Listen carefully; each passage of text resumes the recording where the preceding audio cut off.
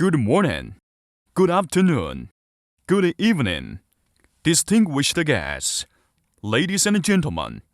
Welcome to the GTI Online Summit 2022.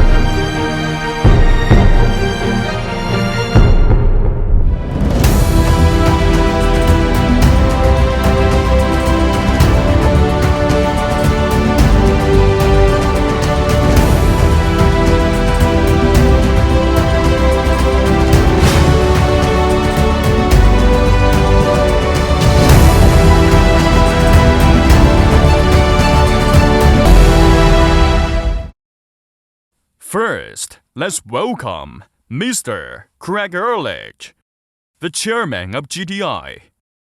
Good morning, good afternoon, good evening, ladies and gentlemen. Welcome to the GTI Online Summit 2022, hosted by GTI, China Mobile, and supported by GSMA. First of all, I would like to thank you for joining us during this special period of time when the world is still fighting COVID-19. We hope you are safe and will remain in good health. After more than 10 years of joint efforts with stakeholders, GTI has evolved into one of the most influential platforms for global cooperation within the mobile industry.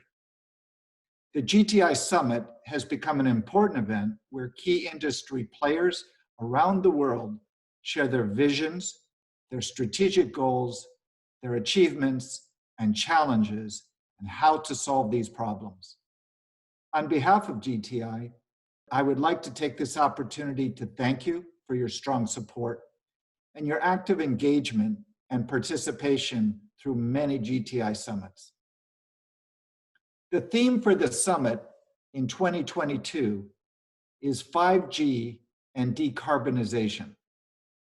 The United Nations Secretary General Antonio Guterres said at COP26 last November, "Our fragile planet is hanging by a thread. We are still knocking on the door of climate catastrophe. It is time to go into emergency mode, or our chance of reaching net zero will itself be zero." There is a global consensus that climate change poses an existential threat to mankind, and there is a great urgency to decarbonize in all economies. Governments are setting timelines to achieve carbon neutrality, and the corporate world is also getting on board. As economies continue to develop all over the world, it is now recognized that development must be environmentally and socially sustainable, achieving wide benefits for all. The mobile and digital industries have a vital role to play.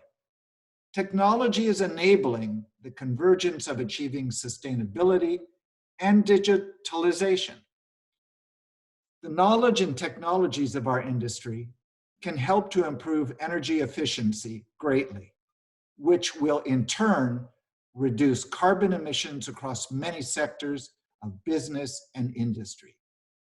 5G lies at the heart of the mobile industry, and digitalization will play a key role in decarbonization and achieving sustainability across our economies. There are many exciting ideas that the mobile industry is working on across the world.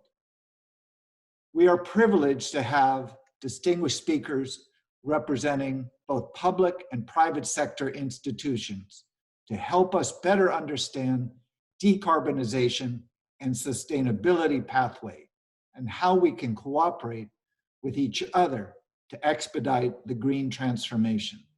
Let's listen now to some of the top speakers on these important topics. Thank you. Thank you, Mr. Ledge.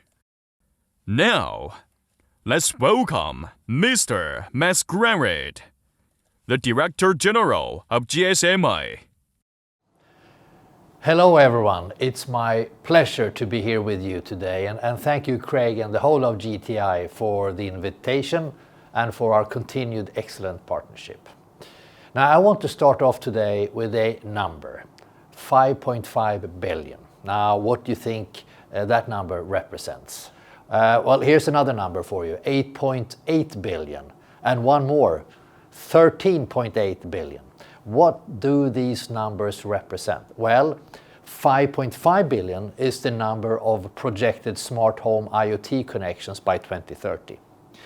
8.8 billion is the number of smart building IoT connections by 2030.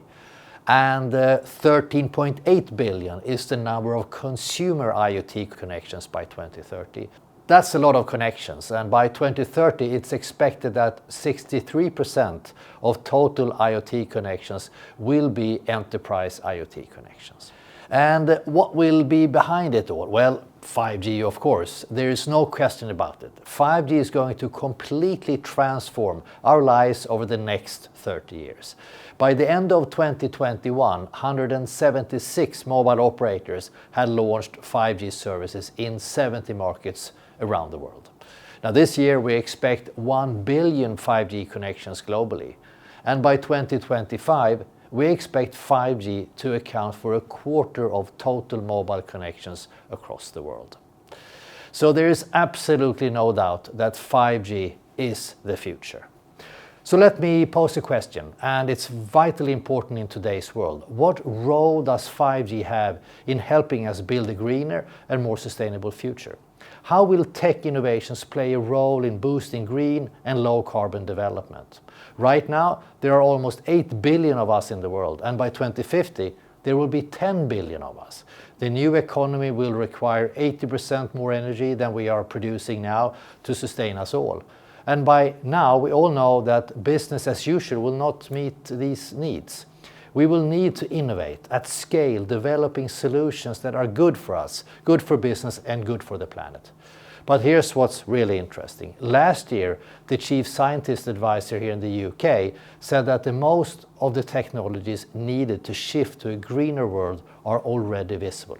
And he warned against relying on magic new technology still to come, which will solve the problem. And we totally agree.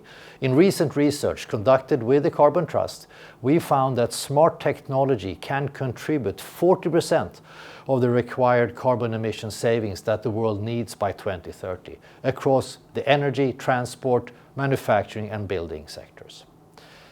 So let's start with the energy sector, which will need to halve its carbon emissions by 2030 if it's going to achieve the goal of net zero by 2050. Now that's a huge task. But with connected wind and solar grids, the global energy sector could reduce emissions by 46%. And it does not need to stop there.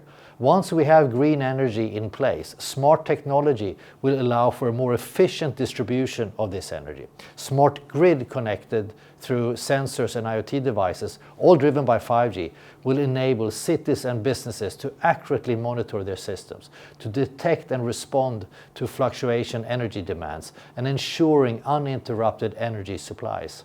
Now, this is not just a theory. In Sweden, Telia is already seeing the benefits of connected grids. Since implementing smart grid equipment on electricity lines, Telia has seen a 25% increase in power line capacity, quicker identification of faults, and increased carbon efficiency. So we already have the technologies, we just need to scale them. Manufacturing and building are another big source of greenhouse gas emissions. And this sector will also need to halve its emission by 2030. Smart factories could contribute to reducing 16% of those emissions, meaning a saving of 1.4 gigatons of carbon emissions by 2030. The same emission as the manufacture of 140 million cars. By using connected technologies powered by 5G, the sector could improve efficiencies across production lines, inventory management, and connected robotics. It would also help with material recycling, moving us closer to a more circular economy where products, components, and materials are reused rather than wasted. In Germany, DHL Supply Chain is piloting new IoT technology to monitor operational activities within their warehouse in real time. Working with Cisco and Conduce, they have developed a system which allows them to visualize the operations within a warehouse by using heat maps. And in China, Foxconn's industrial internet lights-off factory has used the power of 4G and 5G and IoT connections to increase production efficiency by 30%, reduce its inventory cycle by 50%, and reduce labor costs with an annual saving of $1.6 million. But these two examples are few and far between. In fact, even though connected technologies exist, today they are only being used in 1% of factories around the world. Yes, just 1%. So the opportunity here is enormous. Another area of great opportunity is the transport sector. Currently, electric cars account for only 0.8% of all cars on the road. Now, progress is being made, but it is way too slow. The technology already exists to cut carbon emissions from the sector deeper and faster. By using connectivity, we can enhance electric vehicle charging infrastructure and optimize transport routes. And of course, good connectivity in 5G mobile networks will allow more of us to work from anywhere in the world, reducing commuter journeys. Overall, with these connected technologies, the transport sector could cut 65% of the required emissions by 2030. And that is equivalent to a 2.8 billion flights from New York to Paris. As we look to the future, the mobile industry is in a unique position to play an enabling role across the globe. But we must make sure that we also play our part. In 2019, the GSMA board set an ambition for the mobile sector to reach net zero emissions by 2050. And since we set this ambition, we are now one of the leading sectors within the space, being recognized by the United Nations Race to Zero as one of the first breakthrough sectors. We now have 80% of the mobile operators by revenue are disclosing their climate impact. 2/3 of mobile operators by revenue are committed to rapidly cutting emissions of their whole value chain by 2030. And 1/3 have gone even further to set a net zero target for their value chains by 2050 or earlier. Smart transport, smart energy, smart factories, smart homes, smart health, smart agriculture, and the list will just continue to grow, driven by connected technologies powered by 5G. A decarbonized world is a digital world that will be greener, cleaner, and smarter. We already have the technologies, but they need to be scaled, and the sooner the better. We will need to work across sectors, across industries, and across governments. Only by acting together, leveraging the power of mobile technology, can we create lasting change and build a smarter, greener world for us all. Thank you for listening. Thank you and bye-bye. Thank you, Mr. Granryd. Now, let's welcome Mr.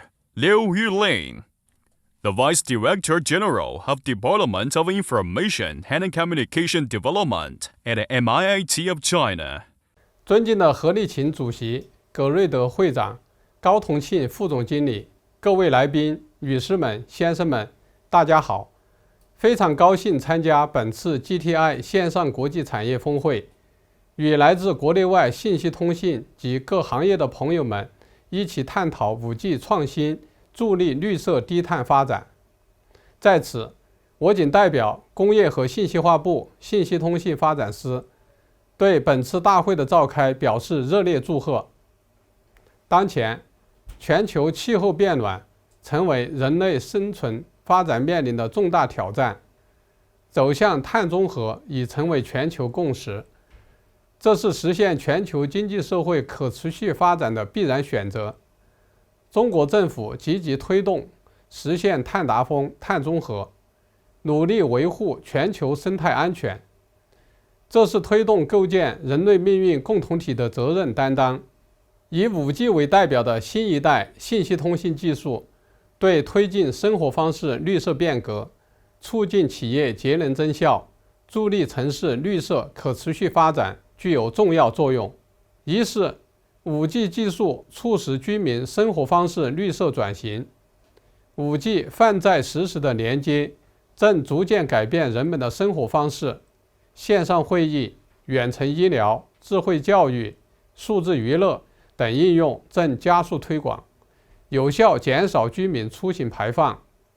5G、边缘计算等技术赋能车路智能感知，实现智能路径规划，降低道路拥堵，显著提升居民出行效率。二是 5G 技术为企业节能增效注智赋能。基于 5G、云计算、边缘计算、人工智能等技术，钢铁、化工、水泥等企业可部署能耗云平台，实现对水、电、气、热等资源的全面监控，减少物流和能源的碳消耗。据绽放杯 5G 应用征集大赛案例显示，在钢铁行业，利用 5G 大连接特性，连接大气、水资源等监测点位传感器，实现监测设备信息的实时读取，极大提高了工作效率，使得固废排放减少约 5%。三是 5G 技术助力城市发展低碳可持续。5G 网络的深度覆盖将赋能城市数字化转型，驱动低耗、环保的绿色智慧城市建设。依托 5G 网络，可构建高质量地面碳排放观测网络，推动城市碳足迹云端化，实现对城市全量碳排放情况的实时传输和感知，助力实现对城市碳排放的精准管控。中国政府高度重视并大力推动 5G 等信息通信技术，助力双碳目标实现。一是全面提升网络供给能力。截至目前，建成并开通 5G 基站超过140多万个，覆盖所有地级市，超过 98% 的县城城区和 80% 的乡镇镇区。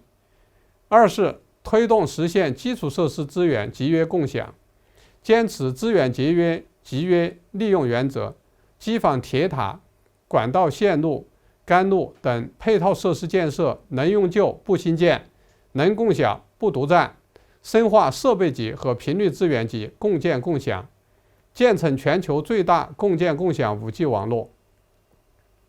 三是着力提升能耗管理水平，构建了基站设备、站点、网络3级节能体系，通过产业协同、技术创新、管理提升等，推进 5G 基站能耗水平降低，新建 5G 基站单站址能耗比2019年进一步降低。四是充分发挥 5G 对行业的绿色赋能作用，加快提升 5G 等数字技术与垂直行业应用深度融合的服务供给能力，助力提升各行业数字化、智能化、绿色化水平。女士们、先生们，实现碳达峰、碳中和是一场广泛而深刻的经济社会系统性变革，需要全球各国以及产业界各方通力协作，推动信息通信行业绿色、低碳、高质量发展，加快推动 5G 与双碳垂直行业深度融合，将促进产业结构数字化转型，助力行业节能减排、绿色低碳发展。在此，我提3点倡议：一是打造新型基础设施高质量发展的绿色之路，坚持集约化、智能化、绿色化建设的总体思路，优化 5G 基站能效管理，加快节能低碳技术的研发推广，推动老旧基础设施转型升级，在推进 5G 规模发展的过程中实现低碳转型。二是构建 5G 与绿色产业融合发展的生态资产，通过产业联动、行业协同等方式，探索建立高效的合作机制，结合不同行业的能耗特点，推动 5G 与绿色产业高效协同，提高 5G 技术标准与产业需求的适配度，创新基于 5G 的绿色化解决方案和服务模式，打造绿色、低碳、安全、高效的产业生态。三是搭建国际产业交流合作的友谊之桥，我们将继续秉持共商、共建、共享的理念，积极推动全球产业开放合作，面向未来，构筑政策沟通、设施联通、产业融通、信息互通的国际化数字纽带，推动信息通信行业绿色低碳高质量发展，赋能经济社会节能减排促达峰。女士们、先生们， GTI 是一个锐意进取、卓有成效的产业合作国际平台，是连接产业各方的重要纽带，为全球信息化发展做出了积极的贡献。相信秉承着开放、协同、创新的精神， GTI 在推进 5G 创新发展、低碳经济转型上将继续发挥重要作用。未来，我们愿与各界一道，继续坚持开放合作、互利共赢，共同推动 5G 创新，助力经济社会绿色低碳发展。最后，预祝本次峰会取得圆满成功。谢谢大家。Thank you, Mr. Liu. Now, let's welcome Mr. Adair Turner, the Chair of Energy Transitions Commission, ETC. Hello, it's a great pleasure to join this Mobile World Congress, and I only wish that we were able to get together in person, but hopefully that will be true in subsequent years. I speak as chair of the Energy Transitions Commission, which is a global coalition of companies from across the world, from America, Europe, India, China, Japan, all committed to making sure that we meet the conditions of the Paris Climate Treaty to limit global warming to well below 2 degrees centigrade, and ideally to 1.5 degrees centigrade. And the science tells us that to do that, we have to get the whole world economy to net zero by mid-century, with all successful high-income countries getting there by 2050, while still developing countries get there by 2060. The good news is that technologically, we now know how to do that. And while there are several different relevant technologies, including bioenergy and carbon capture and storage, two are by far the most important, and they are electricity and hydrogen. The future is electric, and it is a world of great use of electricity and therefore great use of information technology to control electricity.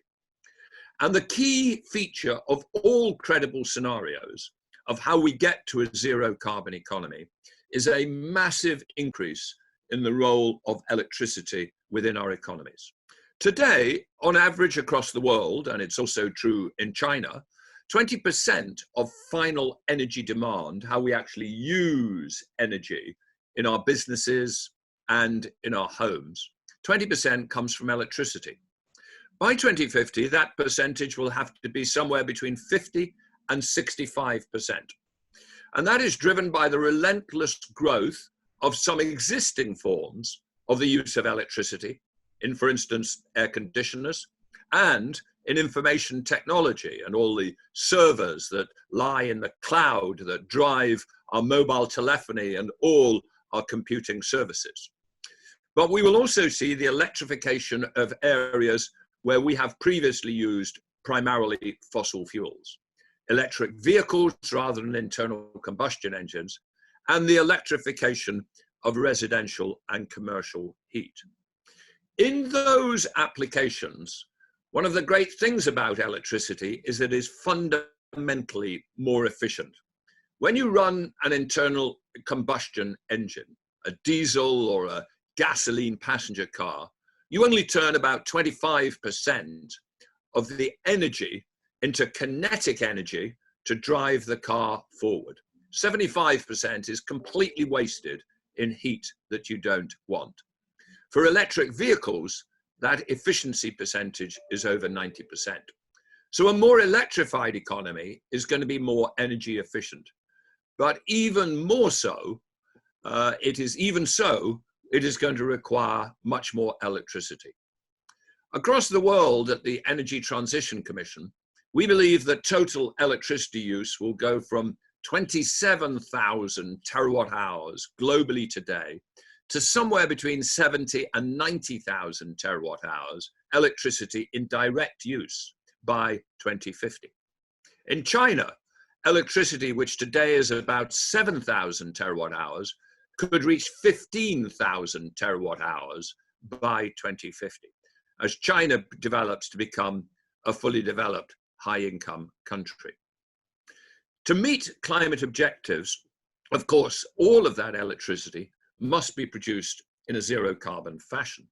And the good news is that we now know how to produce electricity in a zero-carbon fashion in a way which is fully competitive with fossil fuels. That reflects the collapsing cost, in particular, of renewable electricity, with the cost of wind power down 70% over the last 10 to 12 years. Solar falling even more, its costs coming down 80 or 85%.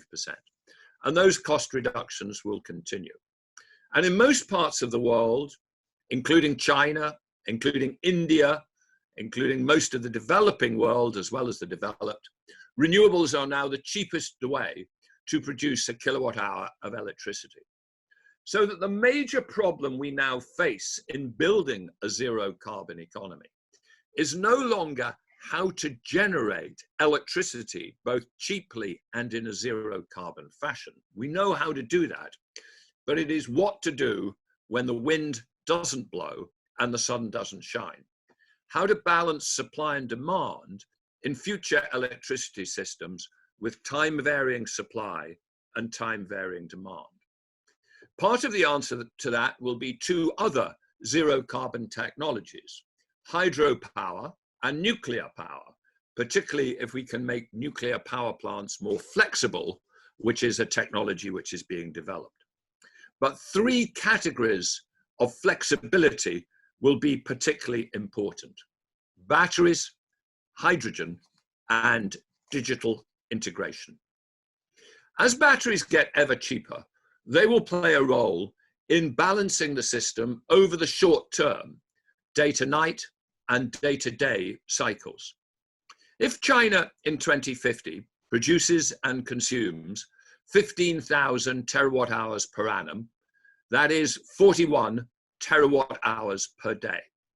And if 20% of that supply had to be stored and then released later to meet the timing of demand, that would require 8 terawatt hours of batteries, and equivalent across the rest of the world as well. And it's absolutely possible to meet that demand in China and globally with the available mineral supply and with effective recycling of batteries. But while batteries are good for the daily cycle, continually on 365 or even more cycles a year, storing and then releasing energy, they will be too expensive to support the much less frequent seasonal cycle, the storage and then release of energy a few times a year to balance seasonal periods of excess supply versus excess demand. And here we need multiple technologies. There is possible use of liquid air and compressed air, pumped hydro storage, and other forms of gravity-based systems. But a particularly important role will be played by hydrogen, created via electrolysis when renewable energy is in surplus supply, and then burnt in gas turbines to produce electricity when we need it. And if China in 2050 has 15,000 terawatt hours of electricity production and supply, and if 20% of that has to be shifted across the year, 3,000 terawatt hours, then at 50 kilowatt hours per kilogram for electricity, that implies 60 million tons of hydrogen, compared with 30 million tons that China produces today. And whereas today, almost all of that 30 million tons is made in a dirty fashion from coal or gas, in 2050, all of that hydrogen will have to be produced in a zero carbon fashion, primarily via electrolysis. And across the world, our estimates suggest that total hydrogen production, which is currently about 100 million tons, with only about 2 or 3 of that produced by electrolysis, that will have to grow to somewhere between 500 and 800 million tons by mid-century, and the vast majority of that made by electrolysis. So we do have the technologies to take the supply of clean electricity and shift it across the day and the year to meet demand.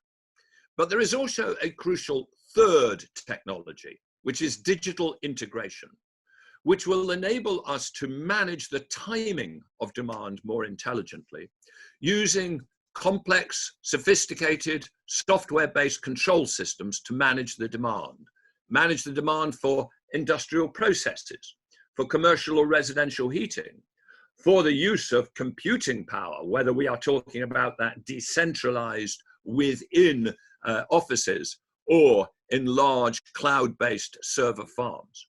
Varying demand in response to available supply will be crucially important.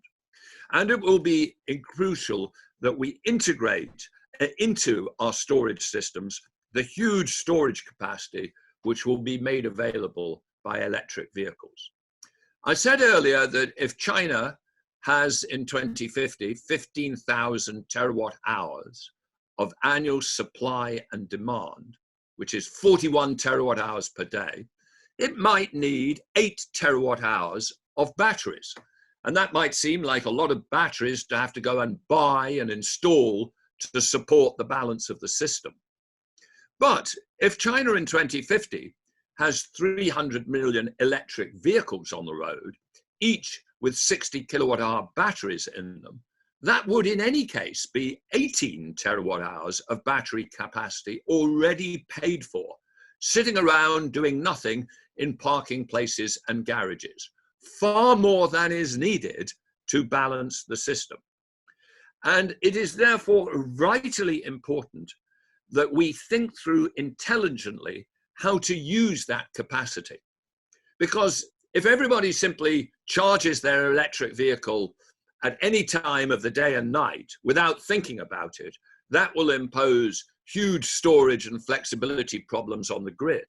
But if we can persuade people through clever software and clever business systems to charge their electric vehicles at sensible times at the day or night when electricity is in surplus supply, or indeed to make their batteries a source of storage capacity to the grid with vehicle to grid integration, that will hugely reduce the costs of getting to a zero carbon economy.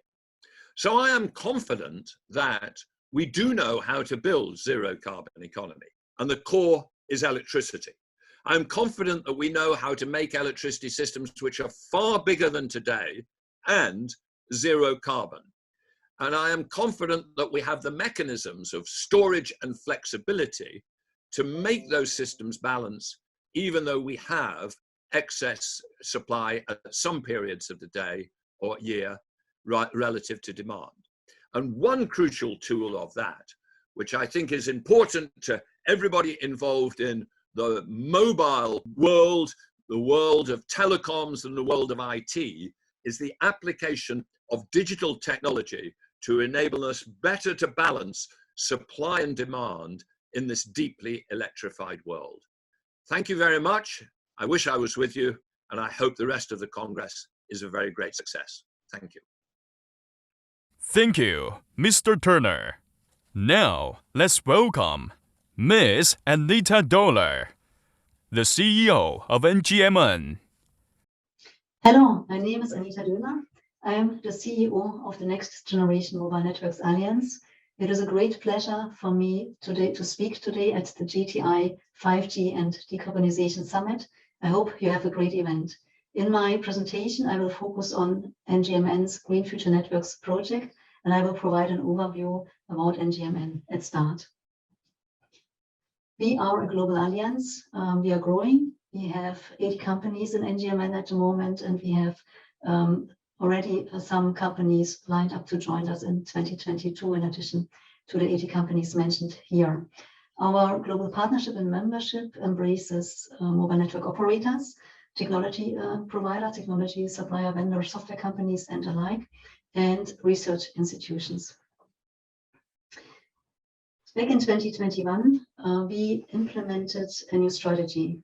When developing the strategy, we were analyzing what are the industry's biggest opportunities and challenges today and in the future.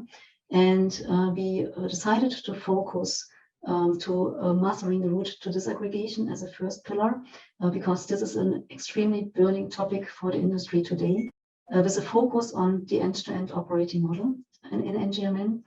And the second big part, of course, is sustainability. It is a burning topic for the entire globe and industry. So the second focus pillar of NGMN is Green Future Networks, with the objective to build sustainable and environmental conscious solutions. And the third big pillar is naturally 6G, being the Next Generation Mobile Network Alliance. We are absolutely committed and determined to once again provide impactful guidance and requirements to the industry to make 6G a success. Alongside with the mentioned three strategic focus pillars, we still have some projects up and running to support 5G's full implementation, but the focus is on those three strategic focus topics. Our current work program embraces around 16 activities. As you can see here, we have some projects up and running supporting 5G's full potential, but the focus is on mastering the route to disaggregation, sustainability, and 6G. And actually they build upon each other. So 6G, of course, will build upon the innovative technologies we have today, which will advance further disaggregation, virtualization, cloudification, network automation, and of course 6G also has as objective to meet sustainability requirements. So Green Future Networks, we started our work on Green Future Networks already back in 2020. The project is co-led by Deutsche Telekom and by Orange, so by Saima Ansari and Anna Maria Galindo. We have at the moment around more than 30 companies contributing to this project.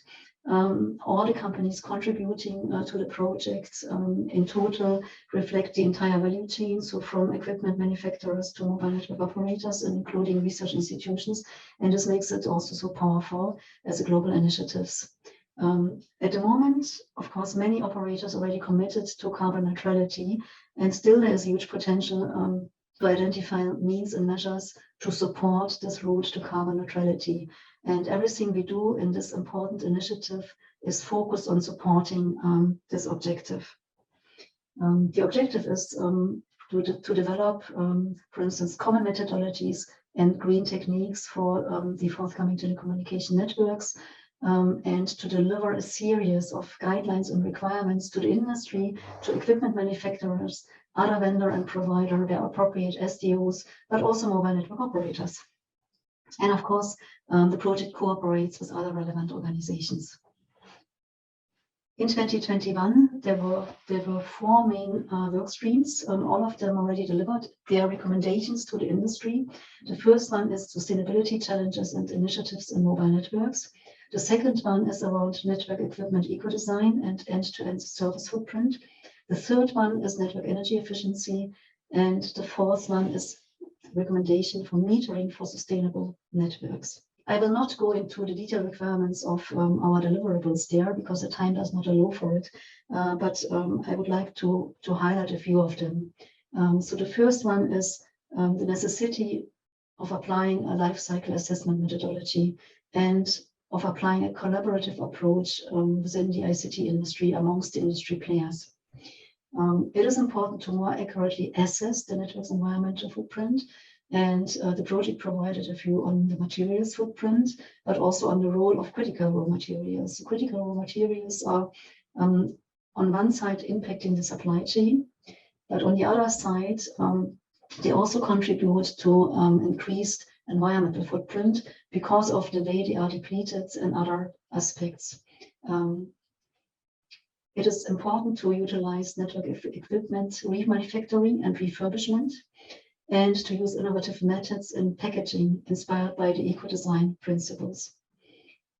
The project story recommends to expand the activities regarding the eco-design of products in the industry, and it also provided a status of work on the development of a methodology to measure the end-to-end services footprint. So this one is an extremely important topic to define common methodologies for an end-to-end services footprint measuring. And the project identified that there is a shortage of experts. It is not so easy to develop such a common methodology, and therefore there is also the recommendation to collaborate within the industry and across industries to solve this very important topic. It also provides recommendations for operators and vendors and how to expand their activities regarding the eco-design of products by showing how measures in different areas help reducing the environmental footprint.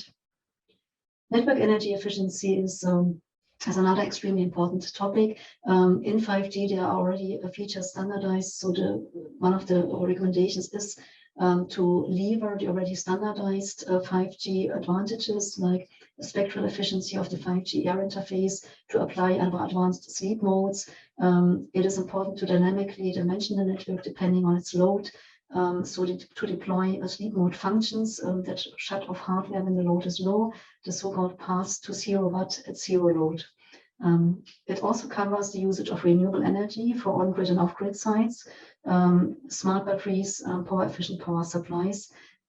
It's another strong recommendation is around innovative liquid cooling solutions at technical sites, and the advantages of the virtualization technology for energy efficiency of mobile networks.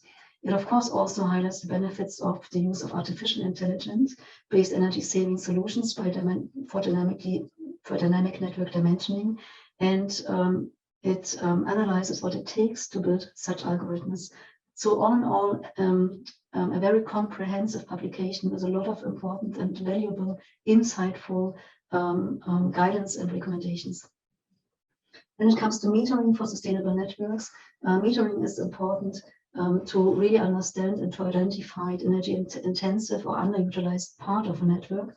And also it is important to have a mean to optimize and manage them in an efficient way.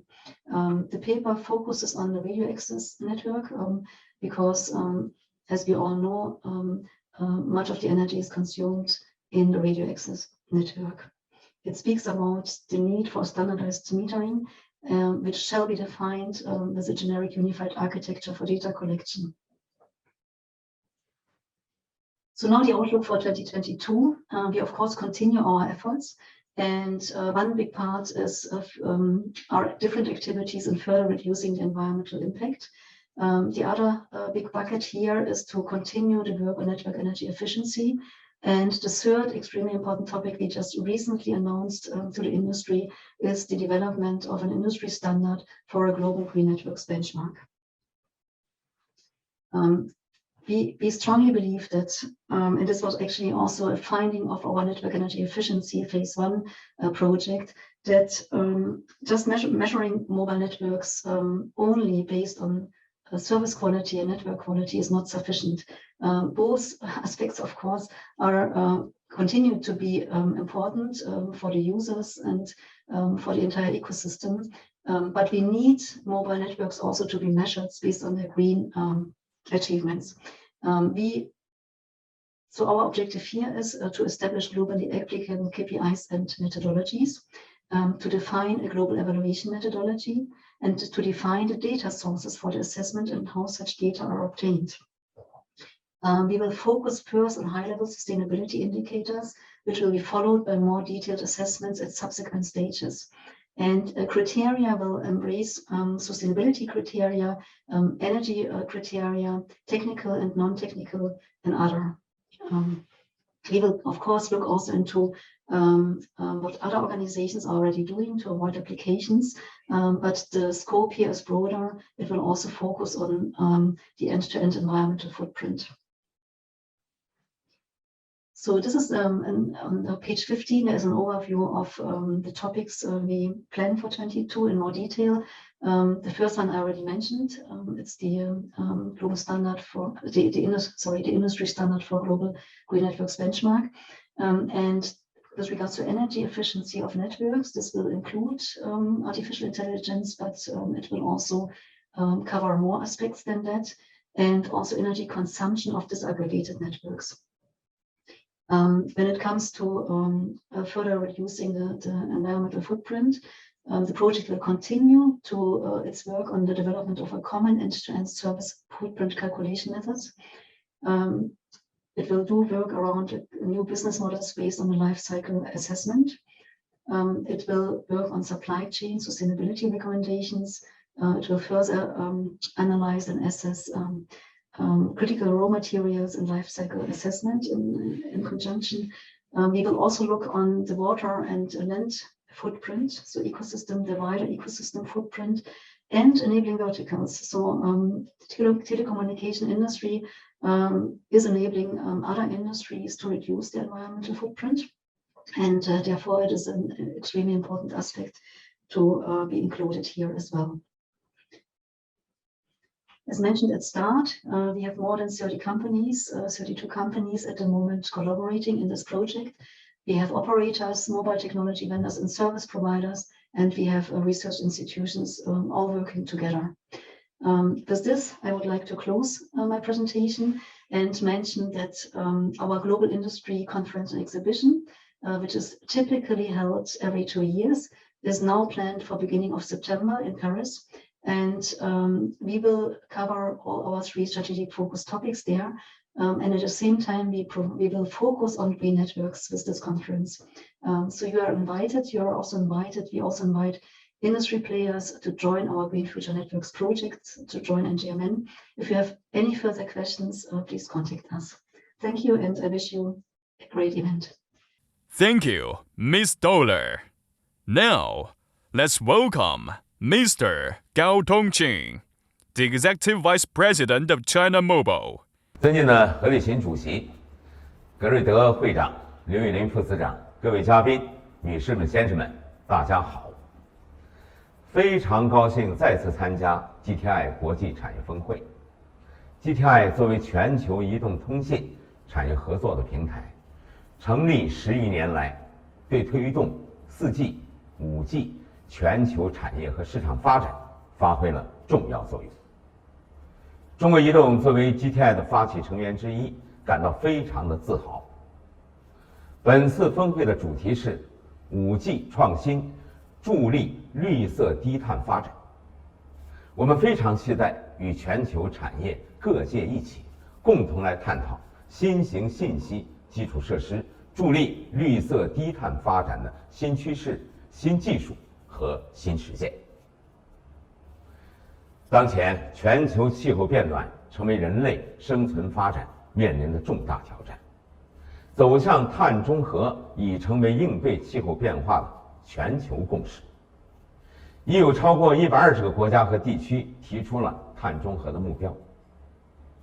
中国作为推动全球气候治理进程的重要力量，也作出承诺，力争在2030年前实现碳达峰，2060年前实现碳中和的任务目标。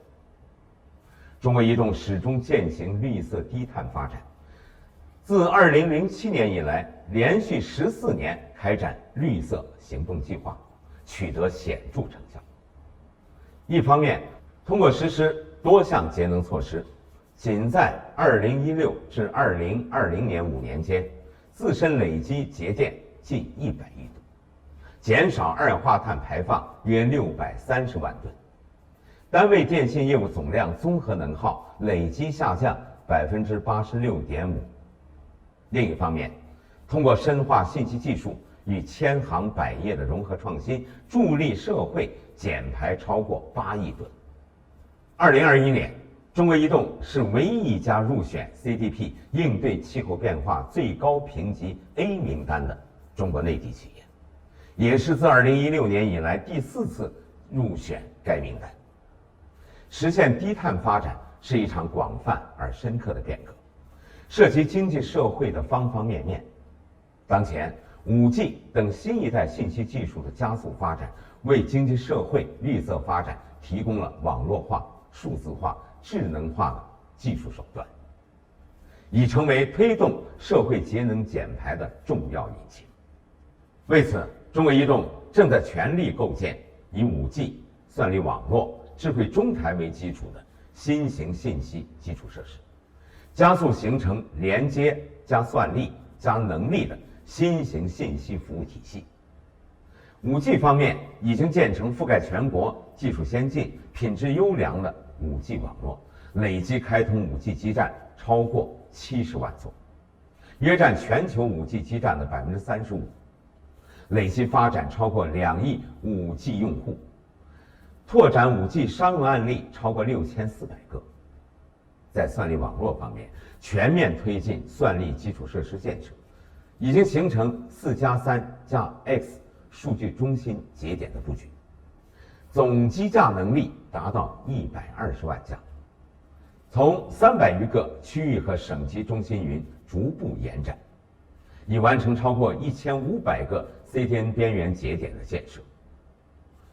在智慧中台方面，已构建具有运营商特色、中国移动特点的业务加数据加技术智慧中台 ACE 能力服务体系，汇聚多年沉淀出来的人工智能、区块链、大数据等信息技术和数据要素资源，形成统一能力视图，能力上台数已超过320余项，能力月度调用量近100亿次。同时，我们在2021年将绿色行动计划升级为 C2 3能，中国移动碳达峰碳中和行动计划，围绕节能、节能和赋能3条行动主线，进一步推动新型基础设施节能降碳，更好地赋能社会绿色低碳的发展。第一是节能，即降低新型基础设施自身的能耗。一是持续推进网络架构绿色转型，采用 C-RAN 架构建设无线网络，进一步提升基站总体的能效，同时加快云化的演进，进一步构建布局完善、规模集约、架构先进、技术完备的云基础设施，持续提升资源使用效率。二是深化网络节能技术部署，持续开展网络节能技术研究和规模部署，推广网络智能节电平台应用，深入研究节能新技术、新材料、新器件，持续降低网络能耗。三是逐步提升数据中心的能效水平，利用节能型部件，加大液冷技术应用，降低服务器运营功耗，推进数据中心向建筑装配化、制冷低碳化、供电简洁化演进。同时，持续开展绿色数据中心评价和认证，将数据中心和存量机楼的节能运维精细化管控提升至业界领先水平。第二是节能，清洁的洁，也就是提升清洁能源的使用比例。一是积极打造零碳、低碳数据中心，提升风能、光伏等可再生能源的应用比例。因地制宜开展零碳、低碳的基站部署，通过市场化的交易方式来推进绿色电力的引入，逐步提升绿色电力使用的比例。二是降低传统的用能，构建东西协同的算力体系，引导非实时高能耗业务向西部迁移，充分利用西部可再生能源，同时呢，逐步提升电力能源在能源消费中的比例，加速对煤、汽油、柴油等非清洁能源的替代。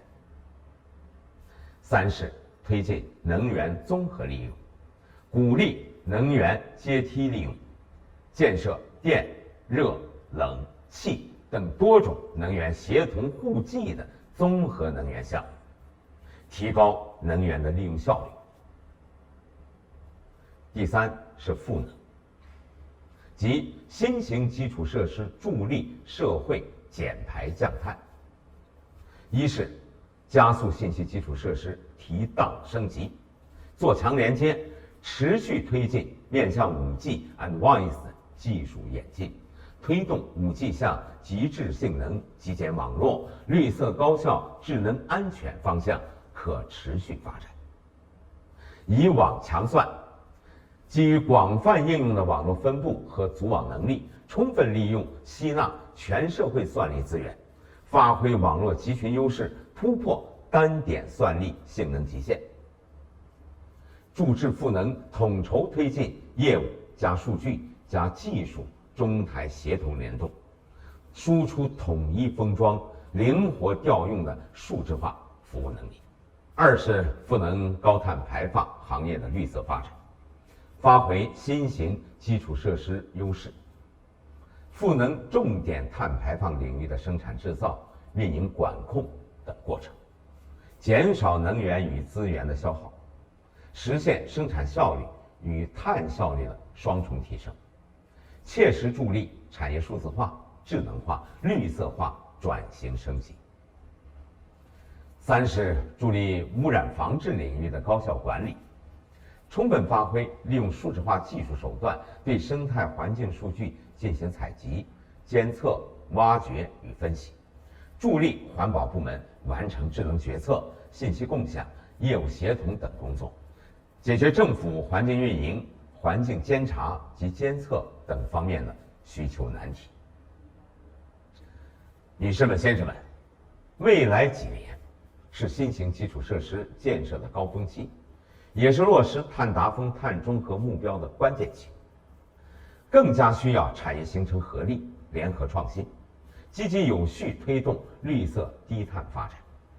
借此机会呢，我提4点倡议：一是推动技术创新，共同建强绿色基础设施，持续部署 C-RAN 等网络新架构，引入无线网络与数据中心节能新技术，使用高效散热新材料以及风能、光伏等新能源。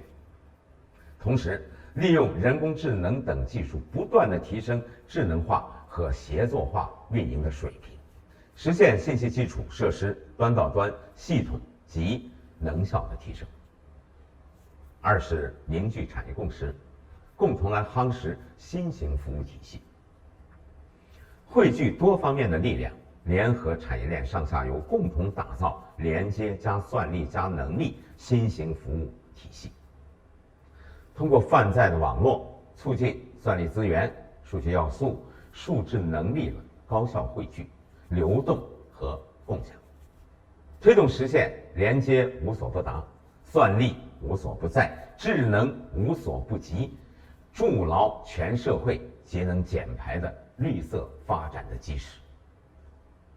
三是促进产业融合，共同来打造绿色融通生态，积极推进新型信息服务体系与能源、工业、交通等领域深度融合，开展绿色低碳应用创新，探索形成一批可复制、可推广的解决方案和创新应用体系，促进更多成熟优秀成果在全球范围内推广落地。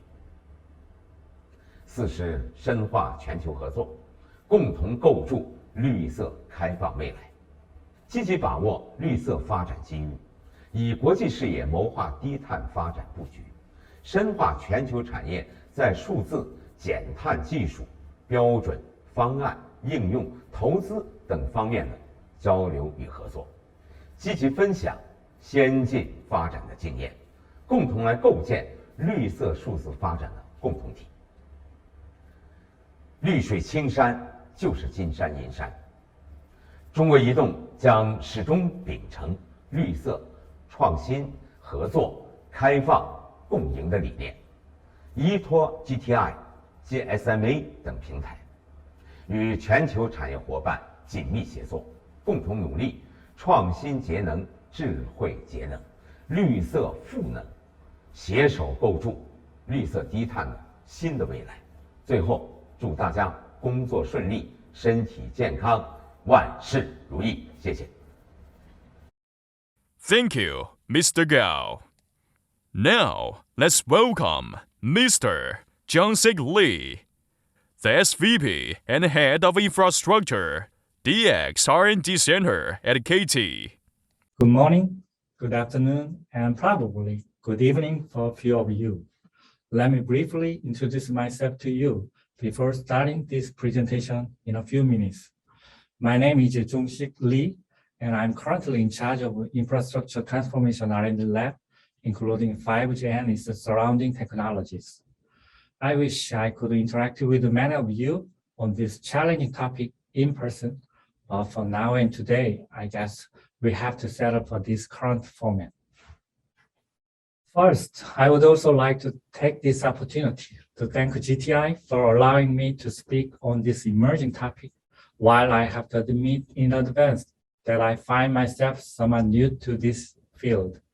Today, I share KT's perspectives on network energy saving for carbon-free environment among many approaches to this grand theme of decarbonization. As we are all aware, the World Economic Forum listed decarbonization as one of the top 10 emerging technologies to come in the near future. Indeed, this seems to be gaining more attention as various industries are declaring their commitments to decarbonization. Government is also pushing for strong and more aggressive policies planning to reduce the carbon footprint in any way they can.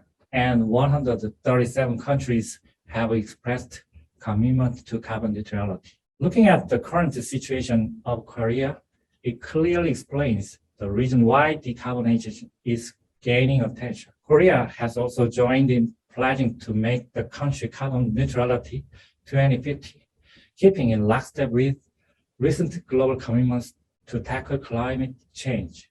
Korea is fully committed to take actions on climate change, and the government is pushing for extensive initiatives to shift energy sources. Strong government policy plays a very important role, as we see in this example from USA, GHG, or greenhouse gas regulation based on Clean Air Act addressing the carbon emission since 2007. Korea also aims to follow similar steps in future by government-driven policies focusing on carbon emission. Taking its cue from an aggressive government approach, ICT industry is also encouraged to take effective part in this policy. ICT's carbon footprint estimates 1.4% of overall global emissions. In order to effectively reduce the carbon footprint in this industry, all four sectors of user devices, networks, data centers, and operations need to be addressed. So what is being changed in the telecom industry? If we refer to this familiar figure from IMT 2020 vision document, we can clearly see that for the first time in wireless communication history, the term network energy efficiency has been included as the key KPI of 5G. KT believes that this is a clear indication to what we are facing today. This means the telecom industry is fully committed to the goal of reaching carbon neutral and net zero. We can even now predict that 6G, which will come in the emerging future, is also considering energy efficiency from the very initial stage. Now, let's have a look at how telecommunication industry is working on network energy saving in order to achieve the network energy efficiency KPI shown in the previous slide. Telecommunication operators are working on network equipments, network operations, and cloud and network facilities for the chance of decarbonization. Green base stations using reusable energy is certainly one of the trends which operators are interested in. Also, reducing power consumption by using power-efficient devices, modules, and parts is being considered as a key enabler of decarbonization. KT is also aligned in the same direction on decarbonization. KT is particularly looking closely into network energy saving in aspects of network equipment and infrastructure. Energy can be further saved from optimizing network operations as well. We also need to consider energy savings from cloud-native infrastructures, which will come in near future. First, let's have a look at network energy saving from infrastructure perspective. Based on KT's actual use cases, extra power consumption can be saved from enhancement of a power amplifier used in a radio unit, IU, or base station. Power amplifier bias control limits the resource block number to 50% while transmitting downlink data while the mode is active. Also, similar level of power amplifier on and off control in real time helps reducing extra power when downlink traffic is not transmitting any signal. Now, let us look at the network energy saving from the operations perspective. Energy can be saved from cell load and customer behavior. From the antenna side of IU, transmission path on and off controls, on and off status of a specific antenna element to reduce unnecessary base station energy consumption. The technology operates based either on a specific time schedule or load factor. To maintain quality of service at the edge of a cell, it detects 5G devices and toggles the transmission path from on to off to on. Also, cell on and off turns the cell off during periods or in locations with almost no load to reduce energy consumption. Whenever traffic falls below a certain level, the entire 5G is triggered off. The cell is turned back on whenever LTE statistics indicate that a 5G device is requesting services. So, applying what I have just mentioned above, here are the figures of KT's achievements. Each technology resulted in power saving from 13 to 23% reduction of total power. In terms of OPEX, we have saved 6.8 billion Korean won, which approximately amount to $5.7 million in energy cost.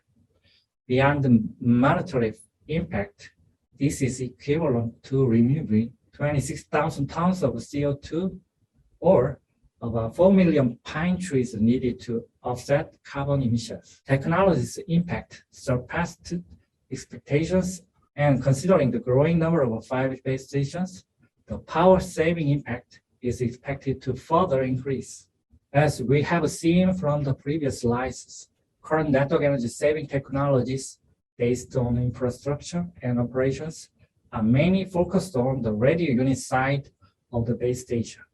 In addition, telcos also need to consider energy saving from the other areas, especially on IDCs and facilities. As we are witnessing today, the evolution of cloud-native infrastructure is happening globally, and industry is working on reducing carbon footprint in IDCs. Google is utilizing DeepMind's machine learning solution to reduce the energy consumption up to 40% by cooling Google data centers. Meta's new traffic management solution called AutoScale, which can cut the data center power consumption by 15%. Similar to what other industries doing, KT is also putting effort on energy saving from IDC, as well as satisfying the customer needs. Air Neuron is a global operator-based airflow prediction using dynamic zoning, probabilistic prediction enhancements, and computational fluid dynamics. KT aims to meet customer requests on temperature and humidity, while at the same time improving power usage effectiveness to the global top level. KT envisions new business opportunity out of these newfound ideas, and here is one use case example we have today. We have utilized artificial intelligence and machine learning together with energy saving, creating a new service called AI Building Management.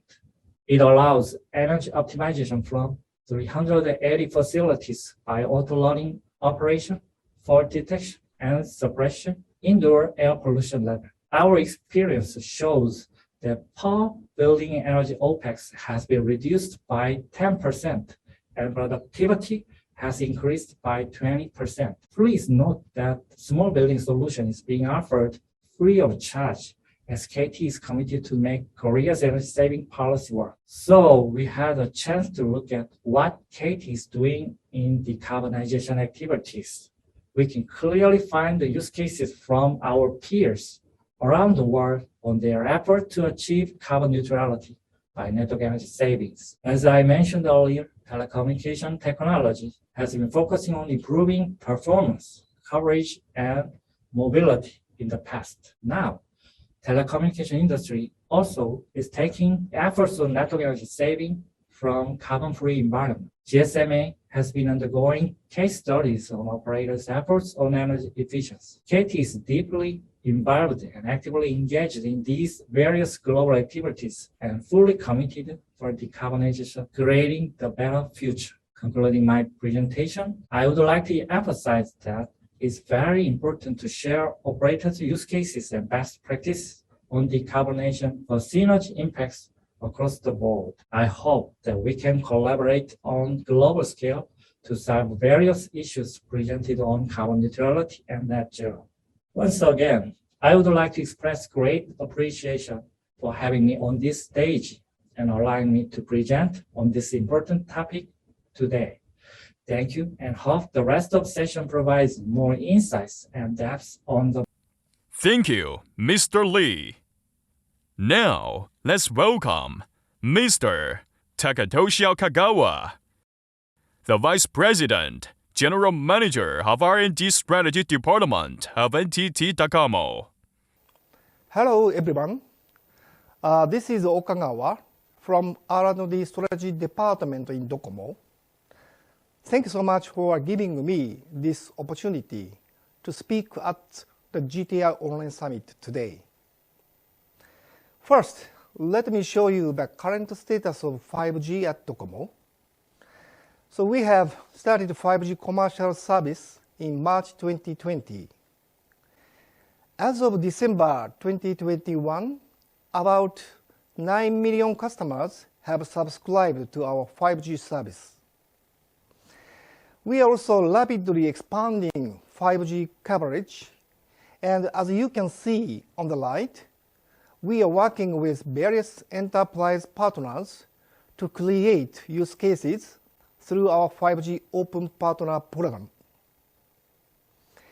As of January 2022, more than 4,900 partners have joined this program. With 5G, we are creating a lot of solutions for enterprises. About 600 deals have been closed so far with enterprise customers. The chart on the right shows the breakdown of the solutions chosen by customers, which indicates XR and video-related solutions represent about 70% of the total deals. 5G is rapidly gaining momentum. Next, I'd like to talk about Docomo's efforts towards environment. Before going into details, I will briefly explain why we are committed to solving environmental issues and how the mobile industry is related to those issues. So we know mobile phone and digital network services are contributing to reducing environmental impact by enabling remote work and also other eco-friendly options. On the other hand, we consume a large amount of electricity and also emit a large amount of CO2 in the value chain of our business while operating base stations and running Docomo shops to provide services. If we look at the Japanese mobile industry as whole, one smartphone is estimated to emit around 88 kilograms of CO2 per year. If we calculate the total CO2 emissions from 180 million mobile devices in Japan, they are emitting almost the same amount of CO2 as 10 million cars a year. This is why Docomo needs to strongly commit to CO2 reductions as a mobile telecom operators. Now, I will show you how Docomo will achieve carbon neutrality by 2030. As you can see in the middle of the slide, first, we will conduct drastic power saving. Docomo will significantly reduce the power consumption of our facilities by taking advantage of our advanced network technologies. In the situation of a dramatic increase in the network data traffic today, we will drive down the power consumption as much as possible. Second, we will introduce renewable energy. We will procure more renewable energy sources to power our operations. And third, we will utilize ION. ION means innovative optical and wireless network. These technologies, which is a next generation infrastructure, vision, and also technologies originated by NTT Holding Company. In the future, we will be able to achieve tremendous power saving in the next generation network by leveraging ION technologies advocated by NTT Group. Docomo and NTT Group will work together to develop those technologies. In this way, through various activities, Docomo will achieve carbon neutrality by 2030. So far, I have talked about the efforts of Docomo as a whole. Now, I will introduce some of the initiatives we are engaged in our Docomo R&D. Docomo is actively working on the research and development of an energy management system we call EMS as a way to achieve carbon neutrality and resolve disaster and energy issues. The EMS will promote the use of solar panels, fuel cells, batteries, and other energy resources and enable us to conduct optimized energy management, including operation of next generation batteries. In particular, we are now developing green-based transceiver station we call Green BTS as the first attempt. The Green BTS consists of not only the wireless communication equipment, but also solar panels and lithium-ion batteries. This BTS operates using a combination of such renewable energy and high-performance battery and controls them. So it can provide both eco-friendly support in normal times and responsible emergency support during the disaster. So currently, the BTS has been installed in more than 200 locations and producing renewable energy continuously.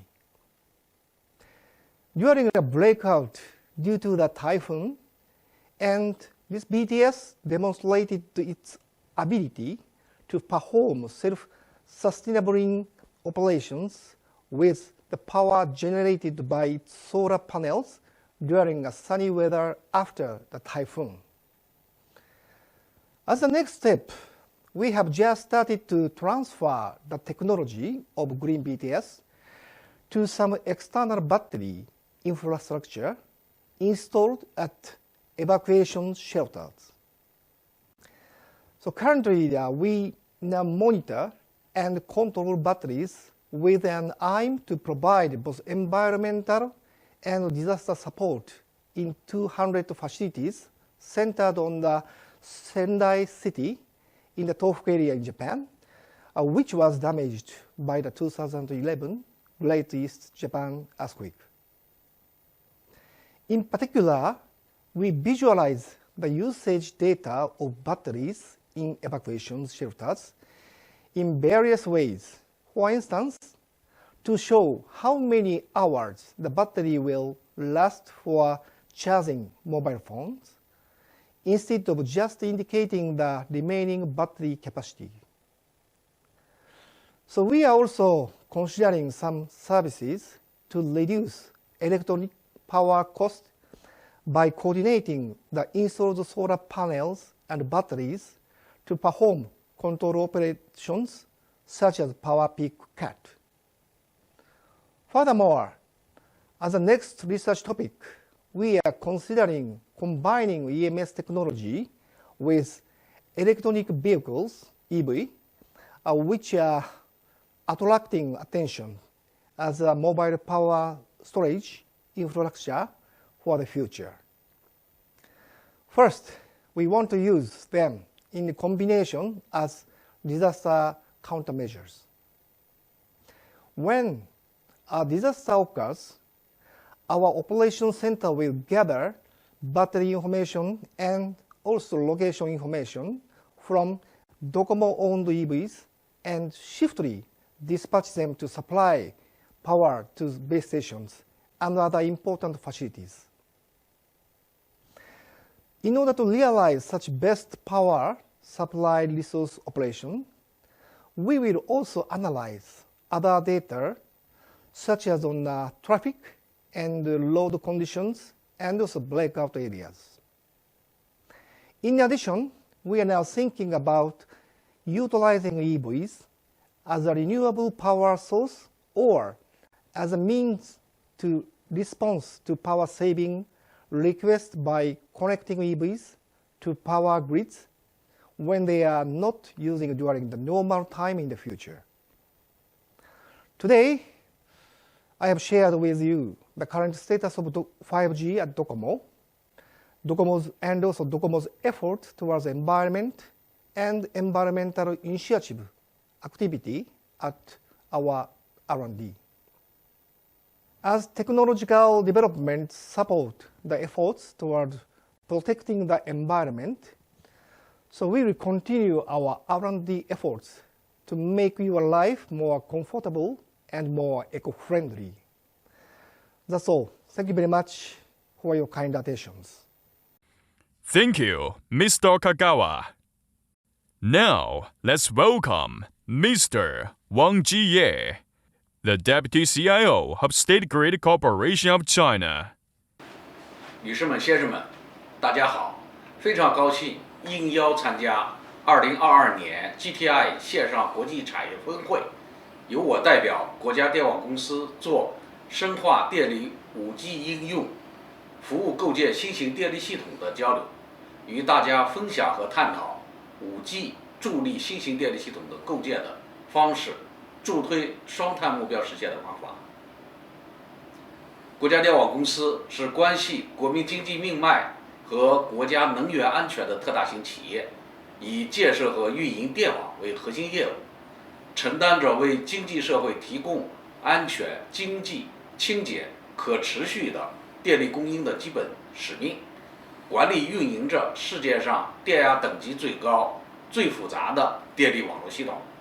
2021年，在财富世界500强中排名第2。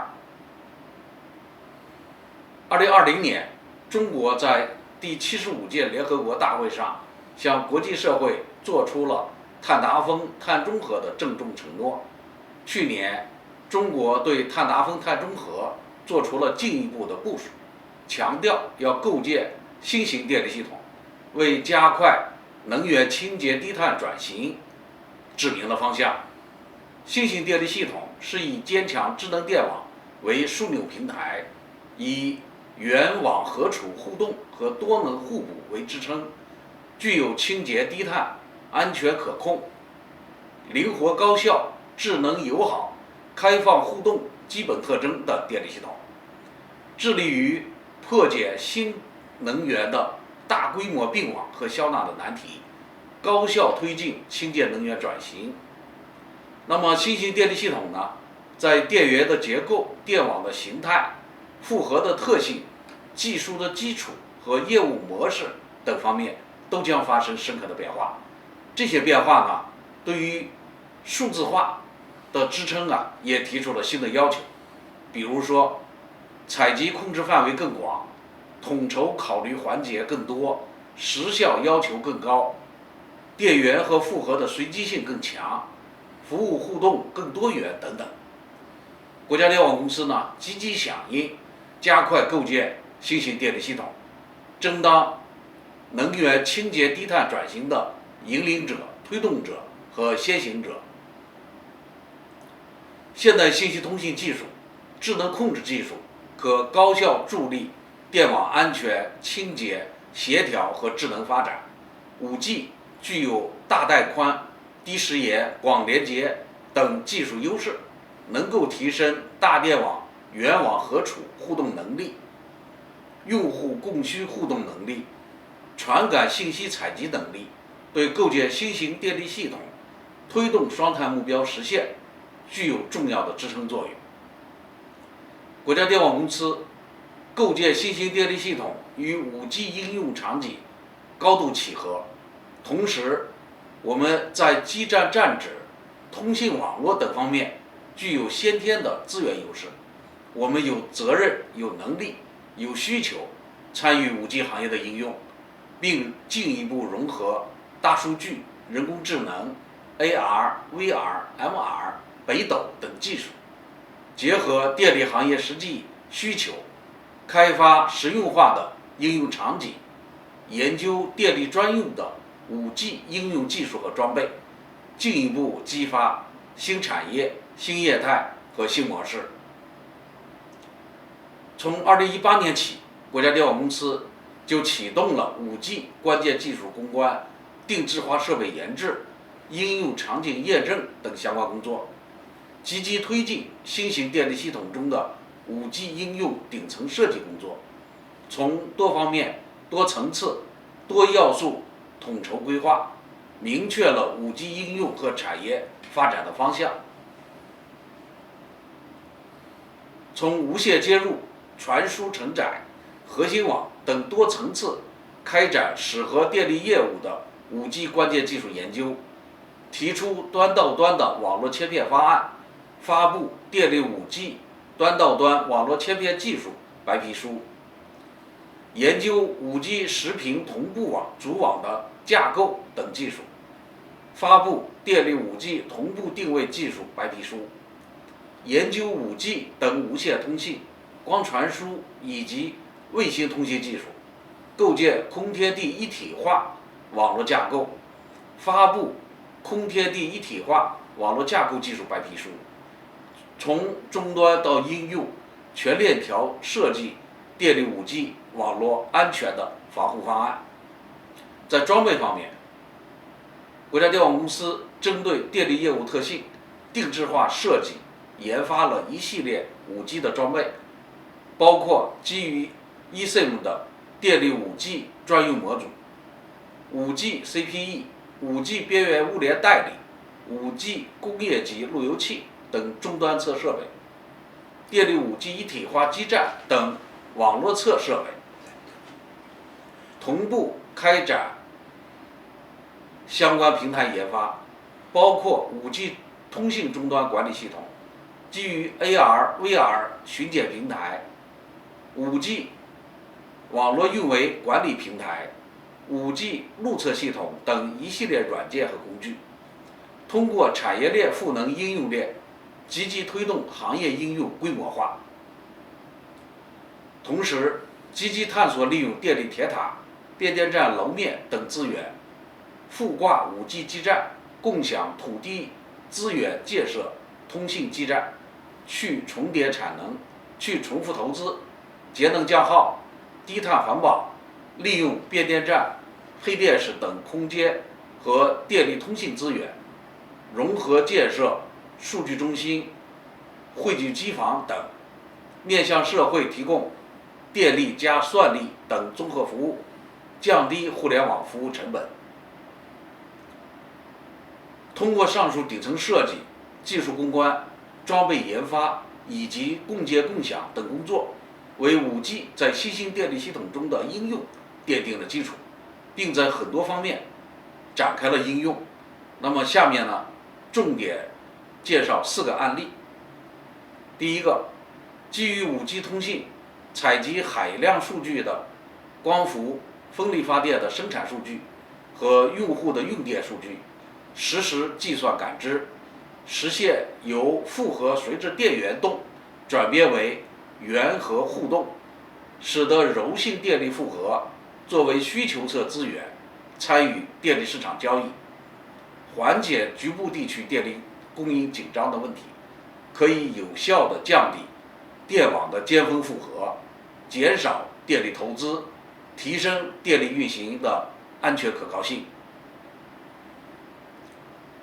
第二，伴随新型电力系统建设，分布式新能源装机容量快速增长，新能源业务具有点多面广、数据交互频繁等特性，对电网调控将带来巨大的挑战。基于5G 通信，采集光伏逆变器、风机、气象站、充电站、分布式储能等设备运行状态和环境的数据，将海量的信息数据实时回传到调度控制中心，安排最优化的新能源消纳策略，实时调整新能源出力，助力新能源利用率稳步提升。第3个案例，通过基于5G 加北斗加人工智能，构建输变电无人机、机器人巡检系统，实现电力设备自主巡检和缺陷实时的识别，推动人工智能应用从事后走向事中，大幅提高巡检的效率。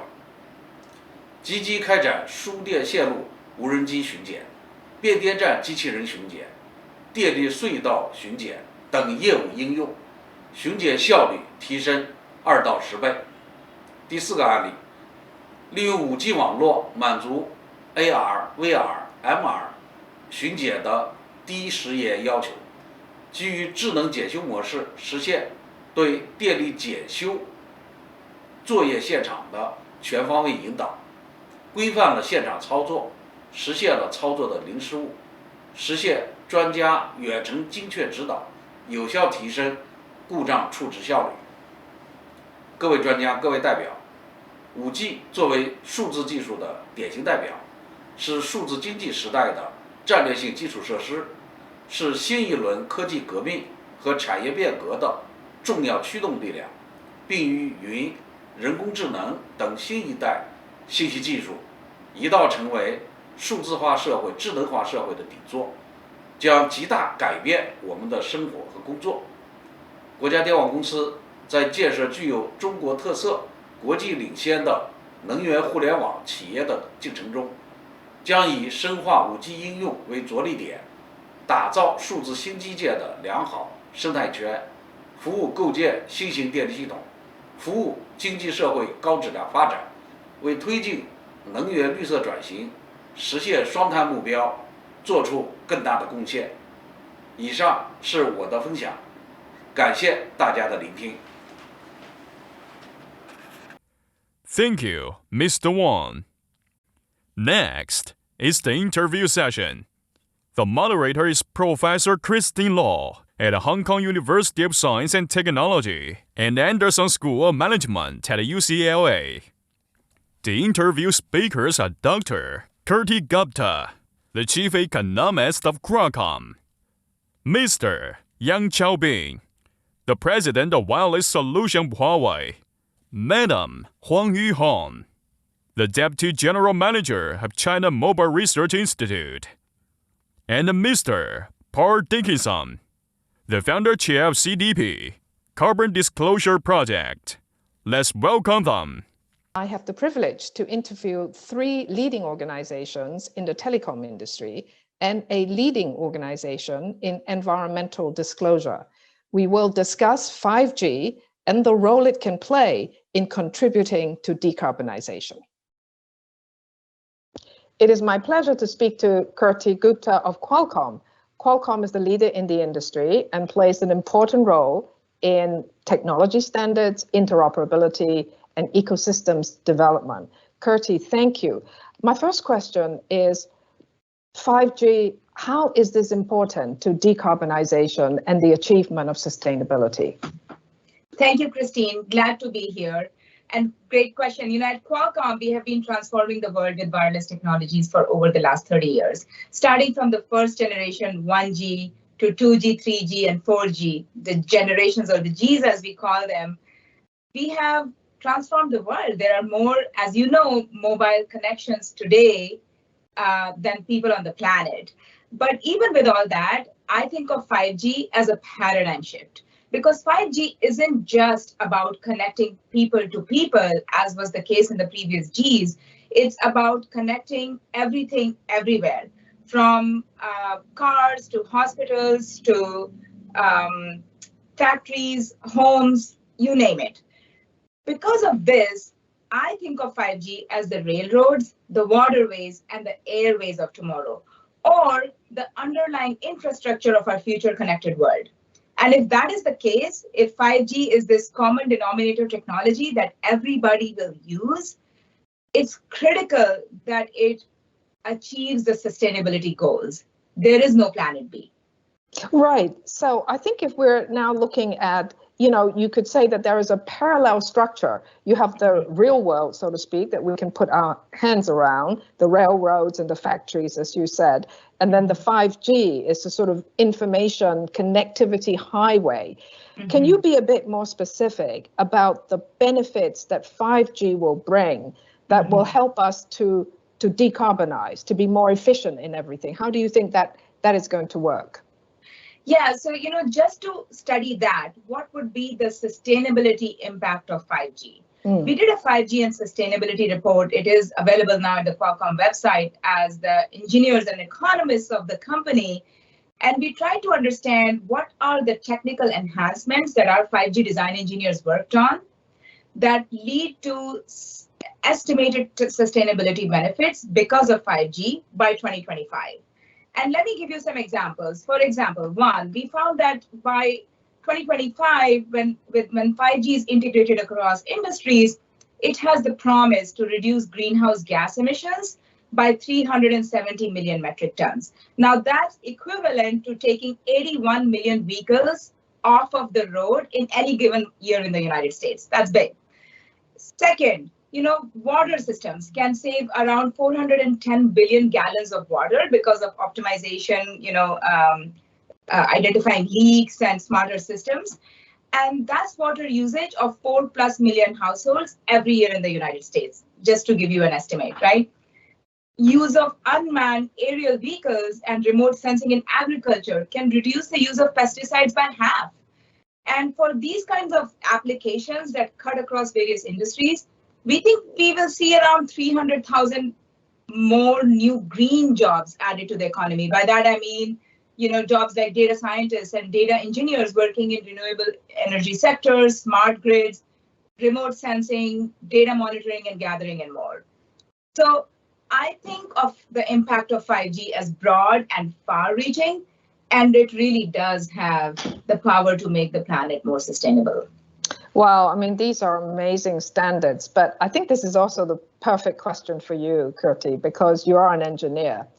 And I think we have engineers watching this program, the geeky side of the issue. What is it that you really need to do to have these amazing achievements? The design optimizations from the engineering perspective. So I'll put my engineer hat on. And a lot has been done to make those foundational specs of technology, the standard specifications, to make the networks more efficient and to reduce power consumption. So just some examples, like we can enhance energy efficiency by enabling separate handling of data traffic and signaling traffic. That's one example. And we can also leverage simplification of signaling for many, many functions that the mobile network does, right? Like handovers and location management. That reduces the overall traffic and therefore enhances efficiency.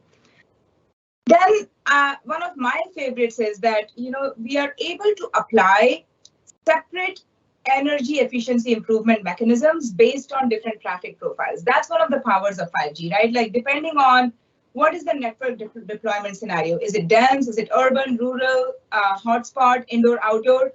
We can deploy a different kind of energy improvement mechanism suited for that environment. That gives you a huge advantage. And then there are other examples like, energy saving operations like going to sleep mode, or when, redundant network nodes when there is no or low data traffic. Dynamic management of energy resources depending on types of traffic, like network functions and components and the user status. So because of this, I think the most important thing that 5G offers is different traffic profiles, different network technologies, adapting to those and bringing efficiency because of that adaptation and change. Right. My last question is, obviously, there's a lot of stakeholders along the way, right? You need to collaborate many industries to kind of come together and get all that done. Is the industry having platforms like this and maybe other platforms to really start discussing how to get this done sooner rather than later? Because the decarbonization and climate change challenge is really very urgent. Absolutely. This is that is the critical point, because if we don't have these discussions at places like the GTI Summit, at the CES, I was at CES in January, and there were 2 panels, 2 keynote addresses that talked about 5G and sustainability. I was on a panel on this exact topic. If we don't have these conversations, we aren't escalating the issue. And I think that is why it is so incredible that we have these platforms and we are having this discussion, this panel discussion today. It means that we are seeing a real commitment from the industry, from the community, to make sure that the sustainability decarbonization goals are being defined and are being met. We are getting these questions from the investor community now on a regular basis. We are writing reports like 5G and sustainability. We are committing to the net zero emission goals. This all is good news, and it means like us and others in the industry are being motivated and are increasingly committing to these goals. And GTI and these kinds of platforms are such an important voice in continuing to advance this commitment. Well, Kirti Gupta, thank you so much. And thank you to Qualcomm for accepting this interview. Thank you very much for sharing your wisdom with us. Thank you, Christine. I'm speaking to Mr. Yang Chaobin, the president of Wireless Solution at Huawei. Mr. Yang, thank you very much for speaking to me. Now, Huawei is a leading global supplier of telecoms equipment. What do you think your equipment vendors can do to help operators to save energy and reduce carbon emissions? Yeah, thank you very much, Christine. Yeah, with the continuous evolution of mobile technology, multi-band and multi-rate network will coexist for quite a long time. So how to help operate, build a high performance and high energy efficient network is a key fact driving our innovation. Yes, thank you. Yeah, first of all, we are introducing multi-band technologies into the wireless network.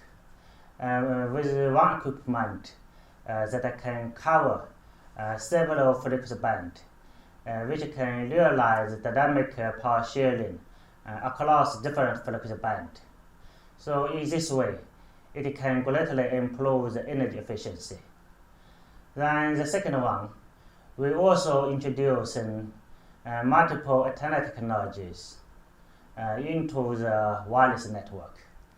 With the multiple antenna technologies, it can greatly improve the coverage of the base station, which means that if we wanted to provide seamless coverage of one city, then the number of the base station can be greatly reduced.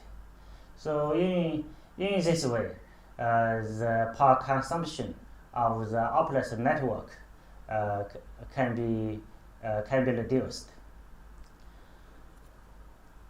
Then another one, today we are working together with our customer how to simplify the site with centralized RAN solution.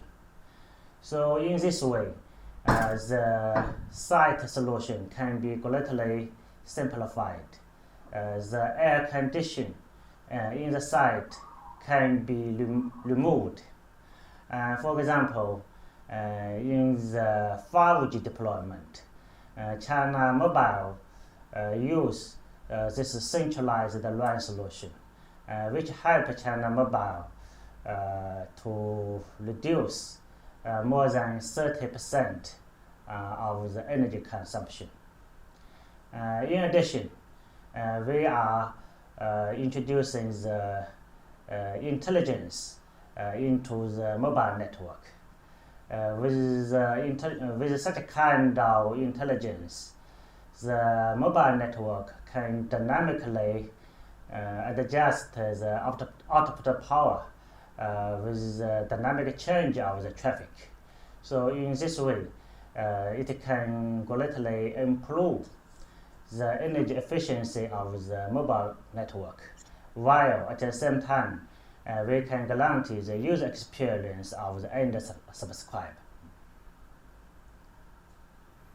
Yes, can you tell us a little bit more about some of your technologies? For example, ELAA, a little bit more about how it can make the system greener. Yeah, extreme large antenna array is a typical use of the multiple antenna technologies. When the operator started to deploy 5G 3 years ago, normally operator will use 192 antenna array product. By Q4 last year, we introduced the extreme large antenna array. We use 384 antenna array in the 5G product. In this way, it can greatly improve the coverage of the 5G base station. So when operator use such a kind of product to fulfill 5G coverage, the number of the base station can be greatly reduced. So in this way, it can help operate to improve the energy efficiency. I know that to achieve decarbonization, you have to work with a lot of your stakeholders, and you mentioned China Mobile just now. So maybe you can say a little bit more about how Huawei is working with stakeholders. Yes, Huawei has set up several joint innovation centers with our key customers, such as China Mobile, Vodafone, Deutsche Telekom. In the joint innovation center, the green technologies, how to help operator to improve the energy efficiency are the key topics. So with the joint innovation with our key customer, Huawei can provide the innovative solution to help our operator to improve the energy efficiency, and also it can meet the requirement of different network scenarios. Everybody. Yeah, I'm sorry. Yeah, we are also working with operators such as China Mobile to bring 5G into the vertical industry, to accelerate the digitalization and decarbonization across the industry.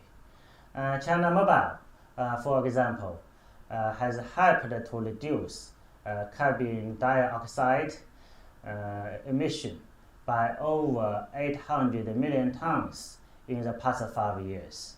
With the development of 5G, we will continue to make effort with global operators to leverage 5G's contribution to other industries.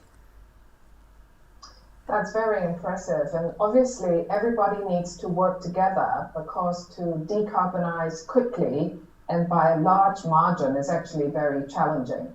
How do you see using a platform like GTI to help the industry to have dialogue and to make much more advances and more quickly in decarbonization? Yeah, TDD frequency band, it is the first time in the mobile industry that TDD spectrum has been the major frequency band for a new generation of the technologies. Today, I think for the deployment of the 5G, the TDD spectrum can bring the most differentiated user experience to the end subscriber, because the TDD spectrum has large bandwidths. So, which means that GTI can play more important role in the development of the ecosystem of the TDD frequency band. So we think that GTI can accelerate the applications of green and new technologies to the mobile network. By so doing, we will be able to help operate increase the network energy efficiency. Meanwhile, both GTI and we can work with partners to further bring 5G to vertical industry, enabling them to benefit from digitalization, transforming their way of production and improve efficiency as well.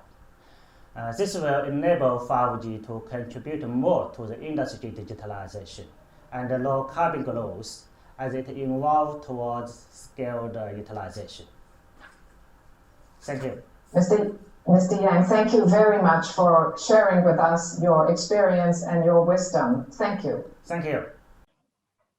Thank you for speaking to me, Ms. Huang Yuhong of the Research Institute of China Mobile. Now, China Mobile is a leader in mobile services in China and the world. And what is your strategy to promote decarbonization as an operator? Feel free to give us some examples. Okay, Christine. As Mr. Gao Tongqing mentioned in his speech, China Mobile has actually exploring efficient ways of saving energy and cutting carbon emissions to support low carbon green development. Especially last year, we released action plans for reaching peak carbon emissions and achieving carbon neutrality, and announced 3 guidelines and 6 approaches to support the action plan.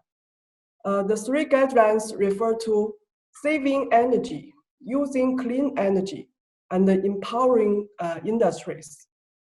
The 6 approaches are: first, building green networks based on new architecture and energy-saving technologies. Second, maximizing the usage of electronic power and green energy. The third one is standardizing the specifications for energy-saving devices and technologies, and developing green supply and procurement chains. The fourth one, promoting both online and low-carbon work styles. The fifth one, expanding information services and smart environment protection solutions to vertical industries.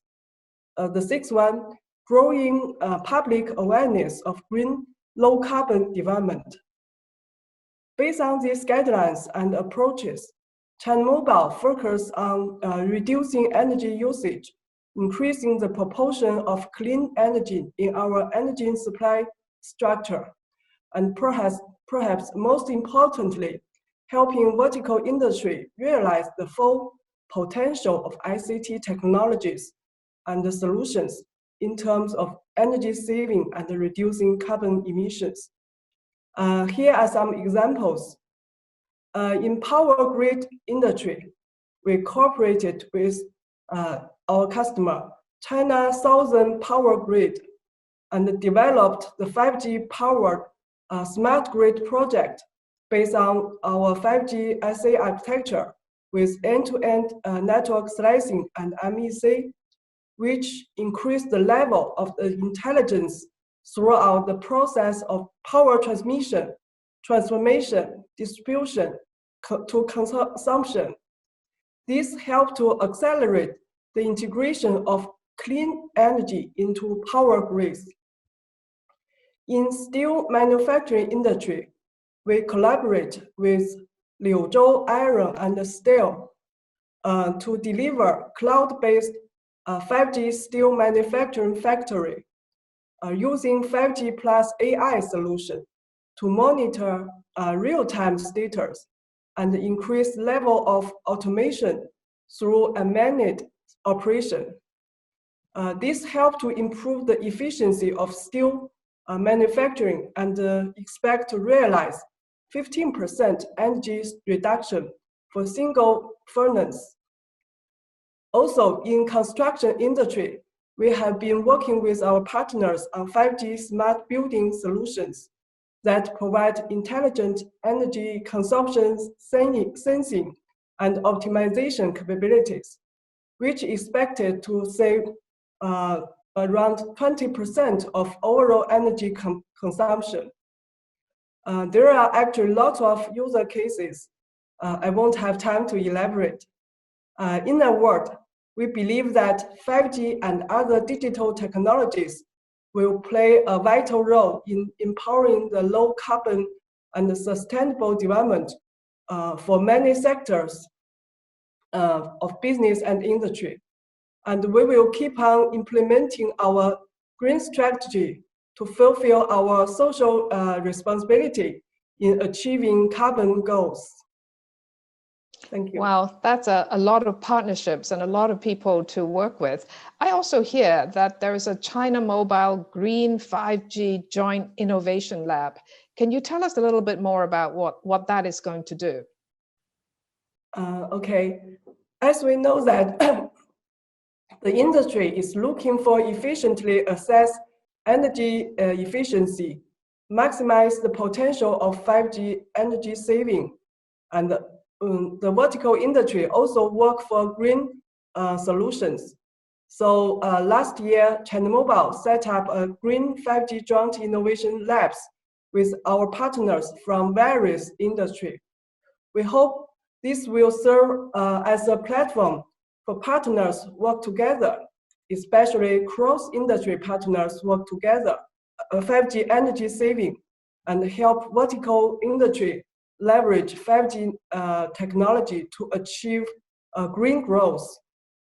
There are 4 major areas the lab will focus on. The first one is 5G saving technology and products, such as technical research on new materials, components, features, architectures. And based on that, we will promote related product development. The second one is end-to-end integrated solutions. We start from the base station energy saving and expand to devices and platforms for multi-product collaboration and put them together as an end-to-end integrated solution. The third one is energy consumption assessment. We take into account technical solution business requirement, coverage scenario, and other factors, and build a test environment to assess energy efficiency of products and networks. The first one is 5G energy saving applications in vertical. We will promote 5G application solutions in traditional industry such as energy generation, steel, chemical, smelting, and other top energy demanding sectors to help them consume less energy and bring down carbon emissions. That's all for my introduction. Thank you. Well, thank you, Yuhong. Well, the last question that I have is about GTI. I mean, you talked about the tremendous number of people you need to work with, and GTI is a platform for people in the industry to come together. How do you want to use GTI in the future to help to decarbonize? Okay, now I'm as the Secretary General of GTI. I should say that GTI had done a great job promoting 4G and 5G development on a global basis. And now we have evolved into one of the most influential platform for global cooperation in the mobile industry. So when it comes to decarbonization, as I mentioned before, 5G, actually mobile industry have a vital role to play. So GTI should take advantage of its global ecosystem resources and the cooperation experience accumulated over the past 11 years to continue its role for global joint efforts to promote key technology breakthrough, end-to-end industry maturity, and cross-industry collaboration for scalable application on energy saving and low carbon development. I hope that GTI can serve as a bridge to connect mobile industry and the green industry. In other words, digitalization and the decarbonization towards a same goal of sustainable development globally. Thank you. Well, Yuhong, thank you very much for your leadership and for China Mobile's leadership in also organizing the GTI Summit today. Well, thank you again for accepting the interview, and goodbye. Okay, thank you. My next guest is Paul Dickinson. Paul Dickinson is the founder and head of CDP, which is an international environmental disclosure organization. And for the purpose of full disclosure, I sit on the board of CDP, so I obviously think it is a very useful organization. So Paul, thank you for taking time to talk to me. You know, you've created CDP, and CDP really is a forerunner of disclosure, and you have collected tremendous data sets since the year 2000. How do you think this information is helpful to companies, investors, cities, and even governments? Well, thank you, Christine, for the question, and thank you for helping to supervise our organization. There is a saying that what gets measured gets managed, and I think that's very much at the heart of the idea behind CDP. When we undertook our first information request 19 years ago, because we've just finished our 19th year of disclosure by companies, our founding principle was that corporations have enormous capacity to apply logic, innovation to their operations, but they don't necessarily know how they're performing. So by asking very specific questions about, for example, the greenhouse gas emissions coming from the consumption of energy, fossil fuels, electricity, also the supply chain and the product use and disposal, companies reporting to their investors or to their customers through CDP are able to themselves learn about their own performance, but also very much see how other companies are performing. So the CDP organization has grown now over, as I said, 19 years.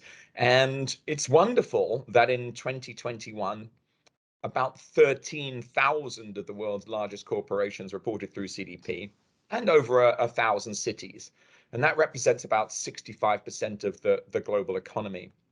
And those companies report data into the CDP databases, and then their investors and their customers and also the public can see many companies with innovative ideas and people who want to evaluate opportunities, really a whole ecosystem, if you will, of companies build around that. And we've been very fortunate to have growth in many different countries, including China, where we had over 1,800 companies reporting, and leading companies like Lenovo and China Mobile receiving A grades in terms of our evaluation of their performance.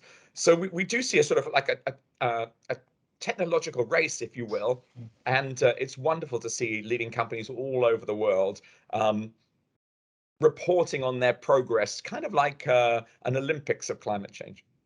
Right. Well, actually, from the numbers you've just put forward, right, the number of companies reporting just in the last 2 or 3 years have grown tremendously, wasn't it? Yeah, I think the year-on-year growth is in China is about 37%, but in every country this is occurring, because I think that the comprehension of climate change has been increasing. Unfortunately, we've seen extreme weather events becoming more common in different regions around the world, and I think we've also recognized that the people will want to invest in lower carbon investments or transitionary investments. There's been a huge growth in environmental investment. And then companies themselves also want to grow by providing solutions to climate change, and that could be renewable energy, but it could be electric vehicles, and there are many other sectors that are growing very fast in response to the challenge. Right, and actually China Mobile, I believe, is one of the first Chinese companies to start reporting. Anyway, so let us go back to the issue of climate change, which is the existential threat to all of us. With 5G, how do you think that that's going to be helpful to the decarbonization course? Well, I'm going to say very helpful. And I have to, explain that I've spent probably about 25 years very excited about the potential for digital technologies to contribute to reducing greenhouse gas emissions. I originally was fascinated by just the opportunity to reduce physical transport, and I've been involved in various businesses promoting video communications.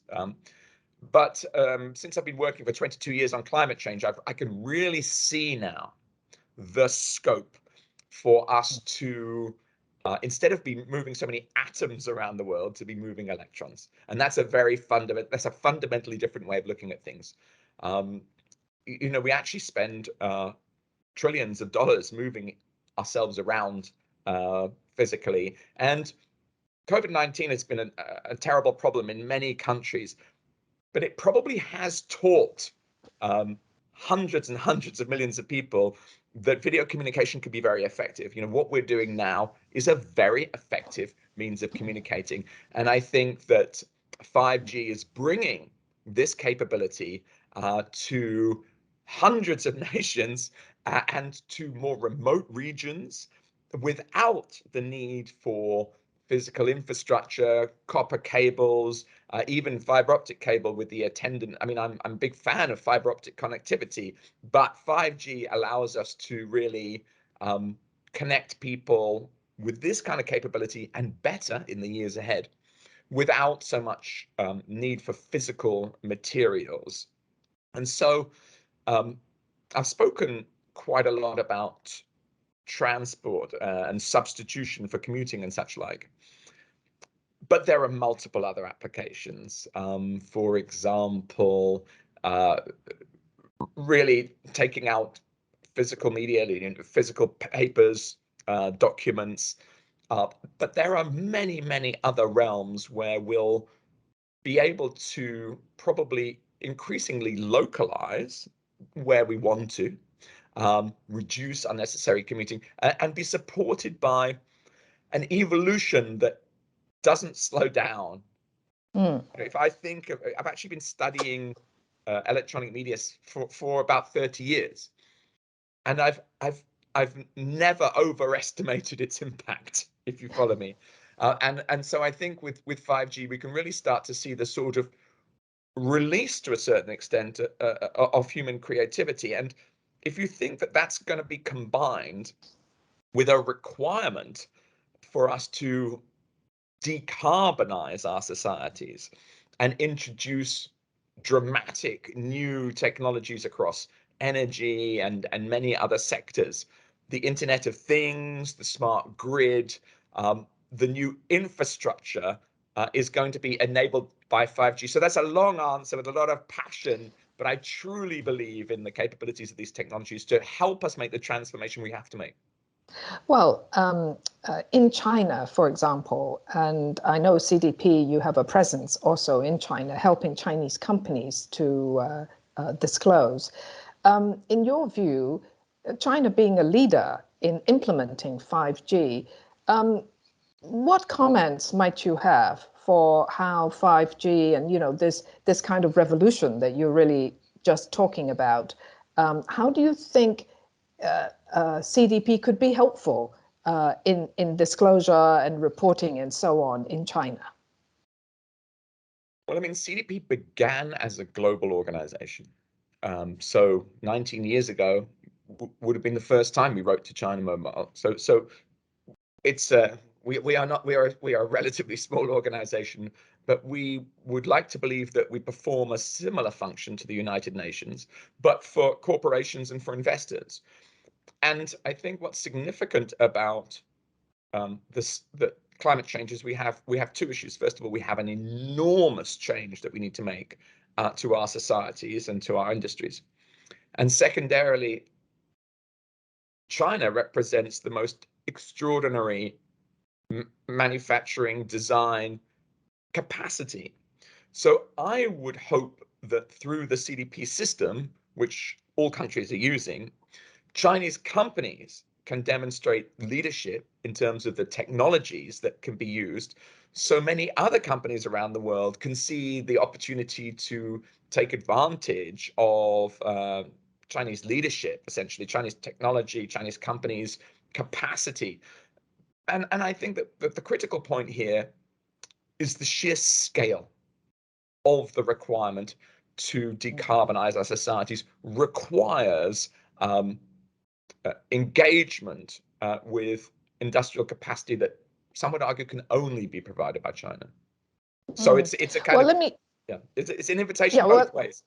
Right. Well, let me ask you a last question. I mean, obviously, in order for us to do all this at speed, because climate change challenge is just so urgent, we need to learn from each other. We need to cooperate with each other.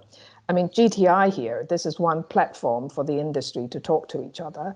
I mean, do you have any advice? I mean, should we broaden our discussion to even include other people like yourselves and others so that we can all expedite the process?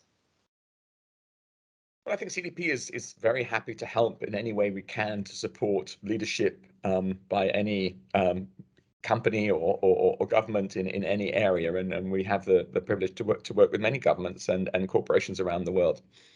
I think an organization like GTI is perhaps very well able to support the development of very high quality policy. And one thing I would notice about the telecommunications industry and the 5G industry is that if you think in terms of expenditure by people and the resulting greenhouse gas emissions, they're extremely low in the telecommunications industry in comparison to other industries. You know, the unit of currency, renminbi or dollar or euro or yen, that goes into the mobile networks has a far smaller greenhouse gas impact than almost any other or most other activities. And so I would encourage GTI and others to come forward and support policy development that helps us to kind of dematerialize economic growth, because that'll be good for the climate, that'll be good for the industries that support GTI, and it'll be good for all of society in every country. Well, that's terrific. Paul Dickinson, thank you so much for speaking to me today. Thank you, Christine. Thank you, Professor Law, and thank you all the speakers. Many thanks to all the speakers and attendees. Hope you have enjoyed the time with this summit. Wish you all stay healthy and safe. Thank you.